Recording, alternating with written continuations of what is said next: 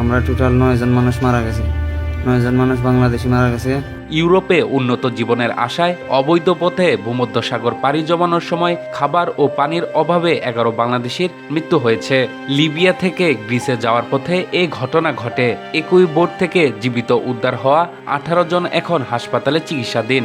রোববার 16 আগস্ট উপকূল থেকে জীবিত উদ্ধার হওয়া ব্যক্তিরা মিশরের পুলিশ ও গণমাধ্যমকে জানান, খাবার ও পানির অভাবে তাদের চোখের সামনেই কয়েকজনের মৃত্যু হয়। মরদেহগুলোতে পচন ধরে দুর্গন্ধ ছড়িয়ে পড়ায় সেগুলো সাগরে ফেলে দিতে বাধ্য হন তারা। গত 3 আগস্ট রাতে অভিবাসন প্রত্যাশীদের নিয়ে গ্রিসের উদ্দেশ্যে লিবিয়ার তাবারুক উপকূল থেকে যাত্রা শুরু করে নৌকাটি। গণমাধ্যমের খবর অনুযায়ী নৌকায় থাকা 42 জনের মধ্যে 38 জনই ছিলেন বাংলাদেশি।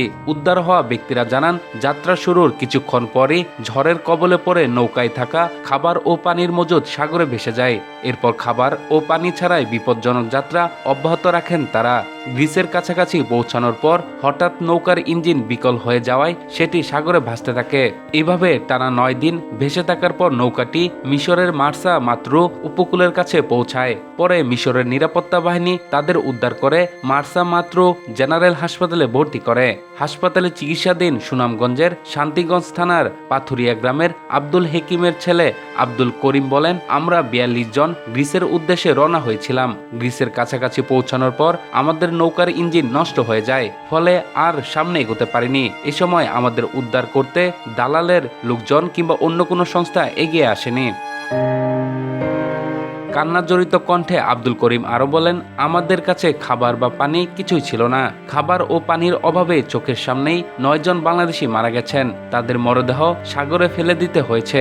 পরে আরও 2 জন মারা যান। দীর্ঘ সময় লবণাক্ত পানিতে থাকার কারণে আমাদের শরীরের বিভিন্ন স্থানে পচন ধরেছে এবং দুর্গন্ধ ছড়াচ্ছে।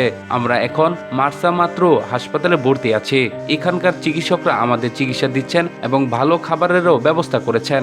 আমরা দেশে ফিরে যেতে চাই, আমাদের বাঁচান। স্থানীয় সূত্রে জানা গেছে, ওই নৌকায় থাকা সুনামগঞ্জের 8 যুবকের মৃত্যু হয়েছে। তারা হলেন দিরাই পৌরসভার গাগটিয়া গ্রামের সানোয়ার রহমান, জগন্নাথপুর উপজেলার রানীগঞ্জ ইউনিয়নের বাগময়না গ্রামের জুয়েল আহমেদ টিপু ও হাবিবুল্লাহ, শান্তিগঞ্জ উপজেলার পাগলা সূত্রমর্দনের গ্রামের হৃদয় পাল, চিকারকান্দি গ্রামের এনামুল খান, রিপন মিয়া, মামুন খান এবং রোসনি গ্রামের মোহাম্মদ তালহা।